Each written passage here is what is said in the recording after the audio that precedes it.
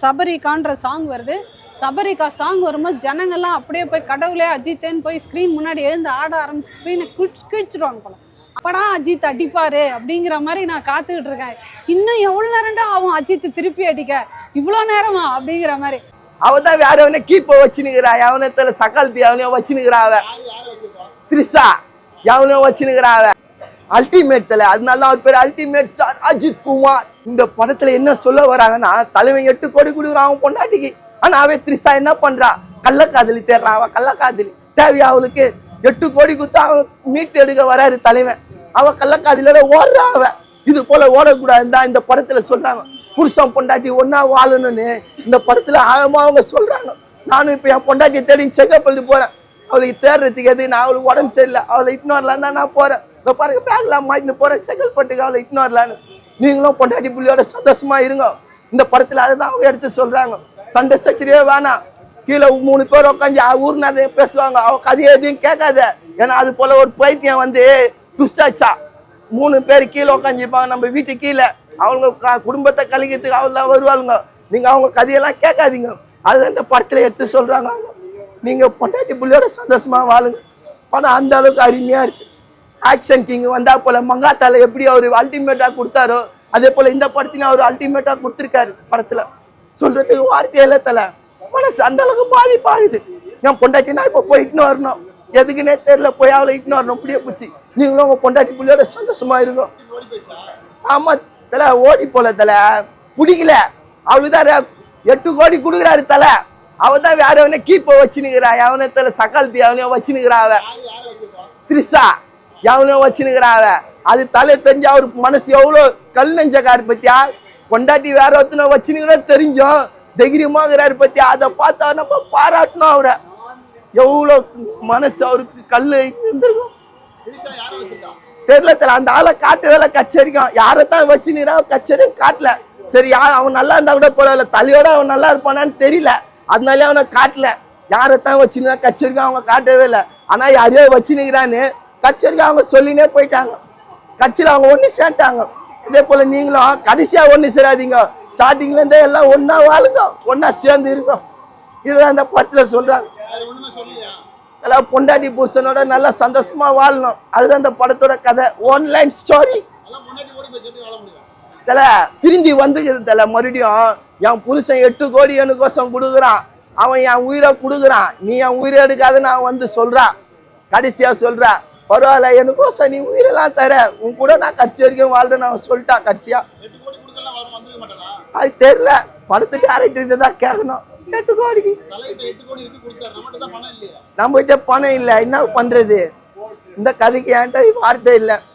ஏன்னா இப்ப நான் இதை சொன்னா இல்ல இல்ல அல்டிமேட் தலை, அதனாலதான் அவர் பேர் அல்டிமேட் ஸ்டார் அஜித் குமார். எதுக்கு அவருக்கு பேர் வச்சிருக்காங்க அல்டிமேட் ஸ்டார்? நடிப்பின் சிகரம் தலை, அவர் நடிப்பின் சிகரம். இப்பதான் கார் ரேஸ்ல கலக்குனா போல, இப்ப தியேட்டர்ல படத்துல கலக்குறா போல.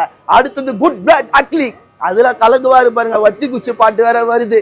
ஃபுல்லா எல்லாம் வத்தி குச்சி பாட்டை போட்டு கொளுத்தி போடணும் அந்த படத்துல போட்டுக்கிறார் ஜிவி பிரகாஷ். இதுல அனிருத்னா அதுல ஜிவி கலக்குறாரு. குட் பேட் அக்லி அந்த படம் தான் நம்மள ஆடியன்ஸ் கவர் பண்ணும். இது ஃபேமிலி ஸ்டோரி, ஃபேமிலி குடும்பமா வந்து பார்க்கணும், பொண்டாட்டி புள்ளியோட சந்தோஷமா இருக்கணும் இந்த படத்துல சொல்றாங்க. அதுதான் தலையா பொண்டாட்டி போயிட்டா, அவளை இட்னார்லாம் தானே. இப்போ போயிடுறேன் செங்கல்பட்டுக்கு போனோம், இப்போ பஸ் போய் பிடிச்சி போனோம் செங்கல்பட்டுக்கு, அவளை போய் நான் போகும். இப்போ ஓடின அந்த அஜித் படம் தான் விடாமுயற்சி. விடாமுயற்சின்னு பேர் என்ன, நான் என்ன நினச்சேன்னா விடாமுயற்சினா ஏதோ யங்ஸ்டர்ஸ்க்கு ஏதோ மெசேஜ் இருக்கும் போல, இது மூலமாக அவங்களும் கற்றுக்கிற மாதிரி இருக்கும் போல அப்படின்னு பார்த்தா, கடைசியில் பார்த்தா விடாமுயற்சின்னு அவர் ஒய்ஃபை தேடுறாரு த்ரிஷாவை, அவங்கள கிட்னாப் பண்ணிடுறாங்க. இதுதான் விடாமுயற்சி, வேற ஒன்றும் இல்லை. There is no social message, just a content orient. அதாவது விடாமுயற்சியில் எந்த இடத்துல நீங்கள் மெசேஜாக எடுத்துக்கணுன்னா, ஃபர்ஸ்ட் ஹாஃப் வரைக்கும் அவங்க டிவோர்ஸ் பண்ணுறேன்னு சொல்லி பிரிகிறாங்க. ஆனாலும் இதில் வந்து நடுவில் ரெஜினா வில்லி மாதிரி வந்து குழப்புனாலும் 12 வருஷம் வாழ்ந்தவங்களுக்கு ஒரு புரிதல் இருக்கும்ல, அந்த புரிதலில் அவன் என்ன குழப்பினாலும் த்ரிஷா வந்து அதை நம்ப மாட்டாங்க, அஜித்தும் நம்ப மாட்டார். ஸோ அந்த உள்ள அந்த லவ் இருக்கும், அந்த நம்பிக்கை இருக்கும். ரிலையபிள் பர்சன்ஸ்னால் எப்படி நம்ம இருப்போமோ அந்த மாதிரி கரெக்டாக அதை கொண்டு போயிட்டு, அதனால என்ன சொன்னாலும் சரி விடாமுயற்சியை நான் தேடியே தீர்வேன்னு சொல்லிட்டு அஜித் பண்ணுறேன். அதுதான் விடாமுயற்சி, வேற ஒன்றும் இல்லை. இந்த படத்துக்கு ஹைலைட்டுன்னா அனிருத் தான். அனிருத் மட்டும் மியூசிக் இல்லைன்னு வச்சுக்கோங்களேன், பட்டம் ஃப்ளாப்பு. ஏன்னா அவ்வளோ ஸ்லோவாக போகுது. ஃபஸ்ட்டு படம் ஆரம்பித்து 9:10க்கு பேர் போட்டு உங்களுக்கு வந்து பார்த்தீங்கன்னா என்ன பண்ணுறாங்கன்னா சபரிகான்ற சாங் வருது. சபரிகா சாங் வரும்போது ஜனங்கள்லாம் அப்படியே போய் கடவுளே அஜித்தேன்னு போய் ஸ்க்ரீன் முன்னாடி எழுந்து ஆட ஆரம்பிச்சு ஸ்க்ரீனை கிழிச்சிடுவாங்க போல. அந்த ரேஞ்சுக்கு என்ஜாய் பண்ணாங்க. அப்படியே வந்ததுக்கப்புறம் பார்த்தீங்கன்னா ஒரு 10-20 ஏன்னா 9:20 20-25 அப்படியே போகுது. அதுக்கப்புறம் பார்த்தீங்கன்னா 1.5 மணி நேரமும் உங்களுக்கு ஸ்லோவாக போகுது. என்னடா இந்த மாதிரி கண்டென்ட்டில் அஜித் நடிச்சிட்டாரேன்னு எனக்கு ஒரே ஃபீலிங். இந்த கண்டென்ட்டுக்கு அஜித்தெல்லாம் போட்டு பண்ணணுன்னு அவசியமே இல்லை. யாரோ ஒரு சின்ன ஆக்டரை போட்டாலே பண்ணிக்கலாம். என்ன ஒன்று, இந்த படத்தை கண்டென்ட்டை அப்படியே தூக்கின்னு வந்து இந்தியாவில் எடுத்திருந்தாங்கன்னா ஒரு பெரிய போர் கண்டென்ட்டாக இருந்திருக்கும். அப்படியே தூக்கி புது லொக்கேஷனில் ரஷ்யாவில் இந்த டெஸ்ட் ட்ரைவ் கார்லாம் பண்ணுற இடத்துல ஒரு ஹார்டான கார் டிரைவிங்லாம் பண்ணுவாங்களா அந்த மாதிரி ஒரு லொக்கேஷனில் எடுத்திருக்காங்க. ஸோ உங்களுக்கு வந்து ஒரு பொட்டல் காடு மாதிரி இருக்கிற ஒரு இடத்துல வந்து தமிழ் பேசுகிறாங்களே நம்பி அடுத்த சிக்னலில் உங்களை இறக்கிடுறேன்ற மாதிரி திஷாவை ஏற்றின்னு போய் கடைசியில் கடத்தின்னு போயிடுறாரு அர்ஜுனும் ரெஜினாவும் பார்த்தா நல்லவங்க மாதிரி வந்துட்டு த போத் ஆர் வில்லிஸ். ஓகேங்களா? அதுவும் வந்து 2 சைக்கோ கேரக்டர். ஹாஸ்பிட்டலில் இருந்து 2 பேஷண்ட்டு. ஓகே, தன்னுடைய தேவைக்காக பணத்துக்காக எந்த லெவலுக்கும் போகிறவங்க தான் அந்த அர்ஜுனும் அந்த ரெஜினாவும். இதுதான் கேரக்டர். இது அவங்க தான் ட்விஸ்ட் அண்ட் டர்ன்ஸ் கொடுத்துக்கிட்டே இருப்பாங்க. த்ரிஷா வந்து அஃபேர்லேருந்து தான் சொல்லுவாங்க, உன்னை ஏமாத்திட்டாடா நீ அப்படின்லாம் சொல்லி குழப்புவாங்க. அப்புறம் த்ரிஷா ஆல்மோஸ்ட் முடிச்சிட்டோம், இனி நீ வாழலாம் முடியாதுன்னு சொல்லி அவனை குழப்புவாங்க. கடைசி வரைக்கும் அவர் விடாமுயற்சியாக நம்பிக்கையோடு தேடி உயிரோடு த்ரிஷாவை மீட்டுடுவார். அதுதான் விடாமுயற்சி, வேற ஒன்றும் இல்லை. அர்ஜுனோட ஆக்டிங் எப்படி இருக்கு?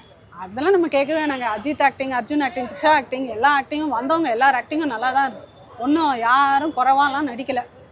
ரெஜினாலாம் பார்த்தீங்கன்னா பார்க்க தம்மா தூண்டு இருந்துட்டு பயங்கரமான வில்லி கேரக்டர் பண்ணி வச்சுருக்காங்க. நல்லா தான் பண்ணியிருக்காங்க. ஃபைட்லாம் நல்லா தான் இருந்துச்சு.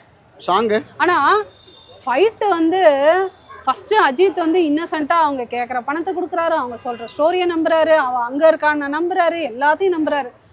என்னடா இப்படியே கொண்டு போகிறீங்க, எப்படா அஜித் அடிப்பார் அப்படிங்கிற மாதிரி நான் காத்துக்கிட்டு இருக்கேன். இன்னும் எவ்வளோ நேரம்டா ஆகும் அஜித் திருப்பி அடிக்க, இவ்வளோ நேரமா அப்படிங்கிற மாதிரி. அப்புறம் தான் அந்த கார் ஃபைட் சீன்லாம் காமிக்கிறாங்க. அடித்து பின்னி பெடல் எடுக்கிறாரு. அப்போ தான் எல்லாம் கடவுளே அஜித்தே இந்த தேட்டரே கத்துது பயங்கரமாக. ஸோ அந்த இடம்லாம் நல்லா இருந்துச்சு. அஜித் திருப்பி அடித்ததுக்கப்புறம் தான் விறுவிறுப்பாகுது. அது வரைக்கும் ஒரு சாஃப்டாக நம்ம இந்த வம்புக்கும் போகாதவங்க இருந்தால் எப்படி இருப்பாங்க அப்படி தான் காமிக்கிறாங்க. அந்த மாதிரி கேரக்டராக காமிக்கிறாங்க. மற்றபடி இந்த படம் வந்து எப்படி இருக்குன்னா, நீங்கள் மகிழ் திருமேனியோட பேட்டியெல்லாம் ஏதாவது பார்த்துருந்தீங்கன்னா அவர் பேசும்போதே வந்து ஒரு 5% சார்ஜில் தான் பேசினார். 95% சார்ஜில் பேசலை. அவர் எப்படி லோ சார்ஜில் பேசினாரோ படமும் லோ சார்ஜில் தான் இருக்குது. ஓகேங்களா? இவ்வளோதான் சிம்பிள். அதனால் don't expect high, don't expect என்ன லோவாகவும் இல்லை ஹையாகவும் இல்லை, மீடியமாக ஜஸ்ட்டு பாஸு சார்ன்னு சொல்லி குதிப்பாங்கள்ல இந்த ஆவரேஜ் ஸ்டூடெண்ட்ஸ்லாம், 50 மார்க் எடுத்துட்டேன் அப்படின்னு அந்த மாதிரி இருக்குது படம். மற்றபடி நல்ல வேலையாக இது வந்து பொங்கல் அப்போ வரல. பொங்கல் அப்போ வந்திருந்தா நமக்கு ஒரே சோகமாக இருந்திருக்கும். நல்லா இல்லை, நல்ல வேலை தாண்டி வந்தது. இன்னும் நல்ல வேலை February 14 ரிலீஸ் பண்ணல, நல்ல வேலை கொஞ்சம் முன்னாடியே பண்ணிட்டாங்க. மற்றபடி இதில் கொஞ்சம் லவ்வெல்லாம் சொல்லியிருக்காங்க. அந்த புரிதலோட 12 வருஷம் வாழ்ந்திருந்தா டிவோர்ஸ் ஆனாலும் அவங்களுக்குள்ள ஒரு புரிதல் இருக்கும்ல, அவன் அப்படி இல்லை இவ இப்படி இல்லை அப்படின்ற ஒரு புரிதல் இருக்குல்ல, அந்த புரிதல் மட்டும் நல்லா எடுத்திருக்காங்க. மற்றபடி வந்து படம் ஆவரேஜ் தான்.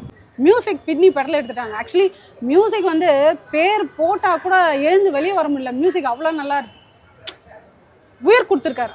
இந்த படத்துக்கு உயிர்னா அனிருத் தான். அனிருத்தால தான் ஓடும். இந்த ஒரு 10 நாள் ஓடுதுன்னா அது அனிருத் தான். மகிழ் திருமேனி இன்னும் கொஞ்சம் டைரக்ஷன்லாம் நிறைய லேர்ன் பண்ணணும்.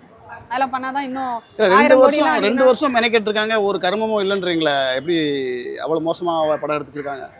அதான் சொல்கிறேனே, அவர் எப்படி பேசினாரு, டோன்ட் எக்ஸ்பெக்ட் மோர்ன்னு தானே சொன்னார். டோன்ட் எக்ஸ்பெக்ட் மோர் மாதிரியே தான் எடுத்து வச்சிருக்காரு.